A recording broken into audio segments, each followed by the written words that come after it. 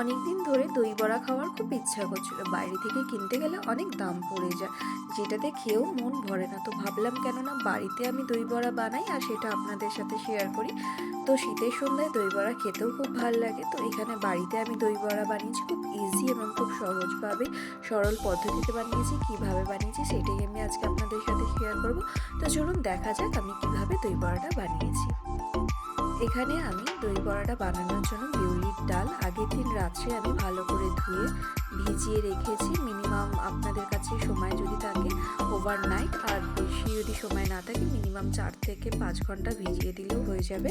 তো এখানে আমি ওভারনাইট ভিজিয়েছি। ভেজানোর পর এখানে জলটা ঝরিয়ে একটা মিক্সির জারে আমি বিউলির ডালটা নিয়ে নিয়েছি। তার মধ্যে দিয়েছি আদা কুচি আর কাঁচা লঙ্কা। আপনারা চাইলে এখানে গোটা জিরেও ব্যবহার করতে পারেন, বাট আমি এখানে গোটা জিরে ব্যবহার করি না। আর এখানে পুরো আমি মিক্সিতে মিক্স করে নিয়েছি সব সামগ্রীগুলোকে, আদা লঙ্কা কাঁচা লঙ্কা। এবার এটাকে একটি ছড়ানো পাত্রে আমি ঢেলে নেব। ছড়ানো পাত্রে কেন ঢালবো সেটা আমি পরে বলছি। তো মিক্সির বাড়িটাকে ভালো করে পরিষ্কার করে একটা পাত্রে, ছড়ানো পাত্রে ঢেলে নেবো। ছড়ানো পাত্রে ঢালার পর এখানে আমি স্বাদ মতন নুন ব্যবহার করব। আমি আপনারা এখানে যদি নুন না দেন, মিক্সিতে যখন ব্লেন্ড করবেন তখনই আপনারা নুনটা ব্যবহার করতে পারবেন। আর আমি ছড়ানো পাত্র এই কারণে বললাম, ছড়ানো পাত্র থাকলে ব্যাটারটাকে যে ফেটানো হয় সেটা খুব ভালো মতন করা যায়, মানে খুব সুন্দরভাবে হয় তাহলে। তো এখানে আমি ব্যাটারটাকে ভালো মতন ফেটিয়ে নেবো।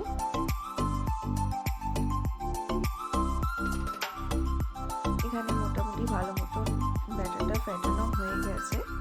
ব্যাটারটা ফেটানো হয়ে গেলে আপনারা বুঝবেন যে ব্যাটারটা কীভাবে আপনাদের কমপ্লিট হয়েছে। একটা ছোট পাত্রের মধ্যে আপনারা জল নেবেন, যেটা আমি এখানে করেছি। একটা ছোট বাটির মধ্যে জল নিয়েছি, আর জল নিয়ে এখানে ছোট্ট একটা ফুলুরির মতন আমি জলের মধ্যে দিয়ে দিয়েছি।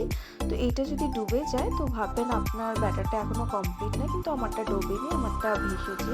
তো আমি বুঝে গেছি আমার ব্যাটারটা পুরোপুরি কমপ্লিট হয়ে গেছে বড়ার জন্য। তো এখানে আমি একটা কড়াইয়ের মধ্যে রিফাইন তেল নিয়েছি। বড়াটা ভাজার জন্য আমি এখানে রিফাইন তেল ব্যবহার করেছি। রিফাইন তেলটা একটু বেশি পরিমাণে নিয়েছি। তেলটা যখন ভালো মতন গরম হয়ে গেছে তার মধ্যে আমি ভালো মতন ফুলুরির মতন কিছুটা ব্যাটার নিয়ে আমি দিয়ে দেবো। আপনাদের যেরকম ইচ্ছা সাইজে বড়াগুলো ভাজতে পারেন। এখানে আমি ভালো করে ভেজে নিয়েছি বড়াগুলো। এপিট ওপিট করে হালকা লাল লাল করে আমি ভেজে নেবো বড়াগুলো। আপনারা চাইলে হাতার পেছনে দিয়ে ভালো করে আপনারা সেটাকেও করতে পারেন তেলে, কিন্তু আমি ওইভাবে করি না। আর বড়াটা ছাড়ার সময় আমি হাতে একটু জল নিয়ে নিয়েছি যাতে বড়াটা হাতে না আটকে যায়।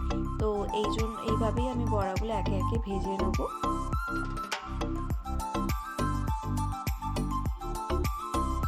আর তেলগুলোকে ভালো মতন আমি ঝরিয়েও নেবো যাতে তেল বড়ার মধ্যে না থেকে যায়। আর এখানে ভাজার জন্য রিফাইন তেলটা আমি একটু বেশি ব্যবহার করেছি, কারণ এতে বড়াগুলো ভালো ভাজা হয়। আর আমি বেশি করে বড়া দিইনি, আমি 3-5-6টা মতন দিয়েছি। আপনারা আপনাদের যা কড়াই স্পেস যদি বড় থাকে তাহলে সেই জায়গায় আপনারা বেশি করেও দিতে পারেন। সেম পদ্ধতিতে আমি আরও বড়াগুলো ভেজে নেবো।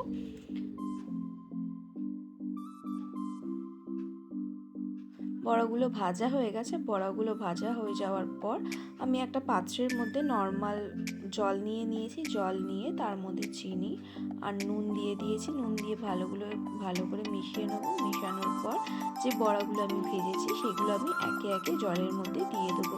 এতে কি হয়, বড়াগুলো আরও ফুলে যায়, আরও নরম হয়ে যায়। দই বড়া যত নরম হবে খেতে তত সুন্দর টেস্ট হয়। তো এখানে আমি সব দই বড়াগুলো যতগুলো বানিয়েছিলাম সবই আমি জলের মধ্যে দিয়ে দিয়েছি।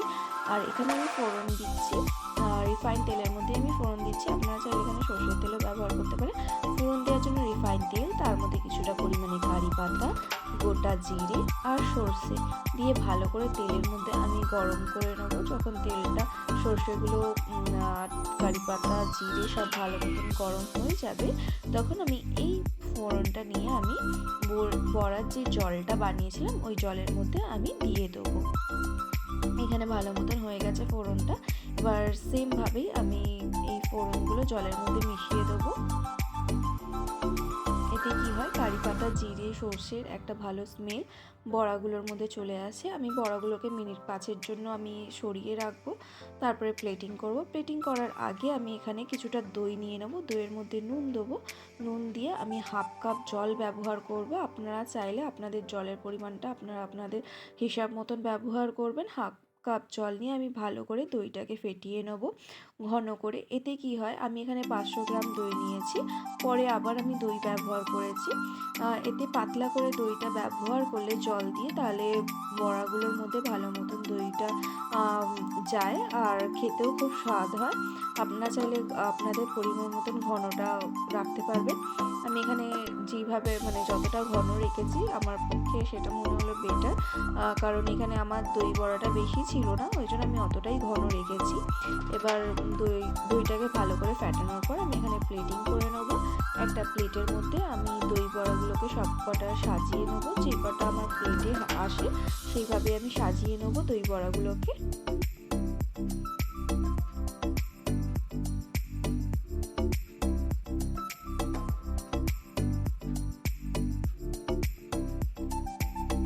দই বড়াগুলো সাজানো হয়ে গেলে যে ফ্যাটানো দইটা ছিল সেটা আমি বড়ার উপরে আমি দিয়ে দেবো একে একে। এতে যতটা আমার দই লাগবে ততটাই দেবো, আর এতটাই দই ব্যবহার করব যাতে বড়াগুলো দইয়ের মধ্যে ডুবে যায়।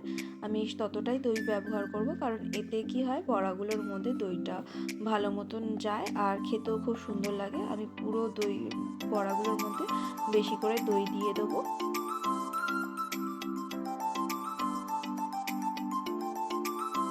এখানে আমার পুরোপুরি কমপ্লিট হয়ে গেছে দই দিয়ে। ওপর থেকে আমি এখানে বাড়িতে তৈরি ভাজা মশলা ব্যবহার করব। সবার ঘরেই মোটামুটি ভাজা মশলা থাকে, সেই ভাজা মশলা ব্যবহার করব এখানে। আপনারা চাইলে ভাজা মশলার সাথে সাথে চাট মশলাও ব্যবহার করতে পারেন। আমিও এখানে চাট মশলা ব্যবহার করেছি।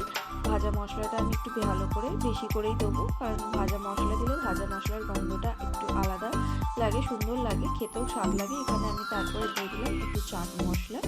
আর আপনারা চাইলে এখানে ঝুরি ভাজা, গ্রিন চাটনি আর রেড চাটনিও আপনারা ব্যবহার করতে পারেন, বাট আমার বাড়িতে চাটনি সেভাবে কেউ পছন্দ করে না, তো ওই জন্য আমি চাটনি ব্যবহার করিনি। তো এখানে দেখুন আমার পুরোপুরি কমপ্লিট হয়ে গেছে দই বড়াটা। কীরকম লাগলো তো অবশ্যই বলবেন, আর যদি ভালো লাগে তো চ্যানেলটিকে লাইক করে দেবেন, আর নিচে কমেন্ট করে জানাবেন পরের রেসিপিটা আমি কি আপনাদের সাথে শেয়ার করব। তো আজকের মতন এইটুকুনি, ভালো থাকবেন, সুস্থ থাকবেন, বাই বাই।